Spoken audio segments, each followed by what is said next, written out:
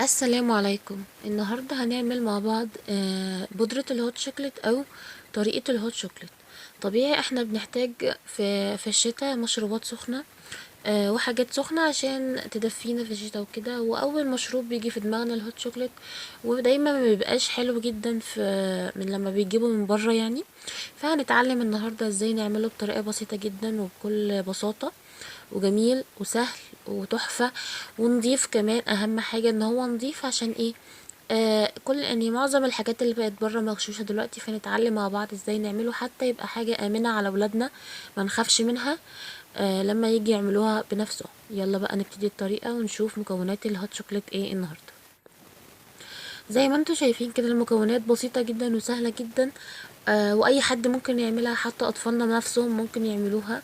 يعني المكونات بسيطة جدا. اول حاجة معانا سكر ونشا وكاكاو ولبن بودر، ومعانا شوكولاتة خام، ومعانا فانيليا. هنجيب اي حاجة نشتغل فيها، بولة بقى، علبة، اي حاجة عايزين ندخل في المكان اللي هنحط فيه على طول. لو احنا هنحط في برطمان ندخل في طبق او بولة بره، وبعد كده ننقل في البرطمان. لو هندخل في علبة او هنستعمل علبة يبقى ممكن نستعملها على طول عادي. دلوقتي هنبدأ ننخل الكاكاو، لان طبيعي الكاكاو بيبقى فيه نسبة تكتلات عالية، او بيكتل بسرعة جدا، فلازم نعمل فيه، او لازم نعديه على مصفى عشان التكتلات دي تنزل منه، او يعني تفك منه، يعني عشان لما نيجي نعمله في المشروب ما يبقاش مكتل كده ويضايقنا في الشرب. زي ما انتم شايفين كده انا نخلت الكاكاو كويس جدا. بعد كده هننزل بكمية النشا. نسبة النشا دي برضو زي ما نحب. انا هحط دلوقتي 3 معالق نشا. حابين نزود معالق النشا برضو، دي حاجة تريحنا، دي على حسب القوام اللي احنا عايزين نعمله. تمام. عايزينه زي ما السمك اللي عملناه في الاول. انا زودت 3 معالق وزودت له كمان بعد كده معلقه، يعني كده بالنسبه 4 معالق نشا. تمام. طيب لو عايزين اتقل شويه يبقى هنزود له معلقه كمان نشا. تمام. انا كمان ضفت له دلوقتي لبن بودر. اللبن البودر ده اختياري، حابين نضيفه ده طعم مش اكتر. تمام. كده كده احنا بنستعمل في الهوت شوكليت لبن. طيب لو احنا مش عايزين نستعمل لبن ممكن نضيف له اللبن البودر، يبقى اللبن البودر منه فيه اساسي. تمام. كده احنا حطينا المكونات كلها على بعض. زي ما انتم شايفين انا جبت قالب الشوكولاته. الشوكولاته اللي انا استخدمتها نوعها سما، وجبتها وقطعتها قطع كده صغيره مربعات، عشان هضيفها على المكونات الجافة. دلوقتي كمان هنحط الفانيليا. معايا 4 اكياس فانيليا، حابين نحطها اللي هي اللي بتيجي في العلب السايبة كده، يبقى هنحط معلقة صغيرة فانيليا. طيب لو هنحط فانيليا عادية هحط 4 اكياس.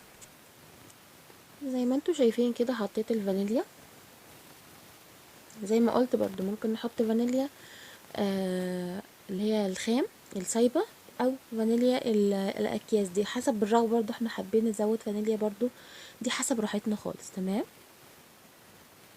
دمجت بقى المكونات اهي، وخلطت المكونات الجافة كلها مع بعضيها.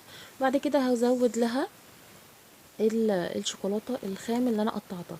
طيب بالنسبة للشوكولاتة الخام، انا لما قطعتها تفضل مني قطع صغنطوطة خالص كده، اللي هي ايه، بشر كده صغير خالص. حابين نحطه في المكونات برضو طبيعي عادي.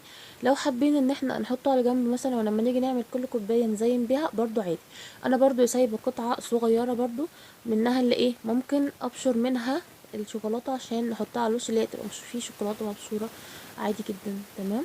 طيب كده احنا خلصنا المكونات الجافه. لو عايزين سكر بنحطه على حسب الكوبايه اللي احنا هنحطها قبليها، يعني بالنسبه للسكر، او ممكن نحطه سكر بودر يبقى كل المكونات الجافه في بعض.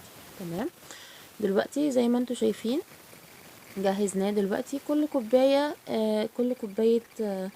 هوت شوكليت بتاخد معلقتين بقى سكر، 3 معالق سكر، على حسب الشخص اللي بيشرب الكاكاو او الهوت شوكليت بيحب نسبه السكر عامله ازاي. وبياخد معلقه هوت شوكليت او البودره بتاعت الهوت شوكليت. تمام. زي ما انتم شايفين كده البشر الصغير ده انا بدأت احطه من على الوش، يعني انا سايباه علشان احطه على الوش اصلا. تمام. زي ما انتم شايفين كده ما شاء الله المكونات جميلة جدا ونظيفة. اهم حاجة ان هي الحاجة نظيفة. انت جايبه كاكاو نضيف وحاجه نضيفه، ما تخافيش على اولادك منها. تمام. لو عجبكم الفيديو بقى ما تنسوش الاشتراك في القناه وتفعيل الجرس عشان يوصل لكم جديد، وتحطوا لايك. والسلام.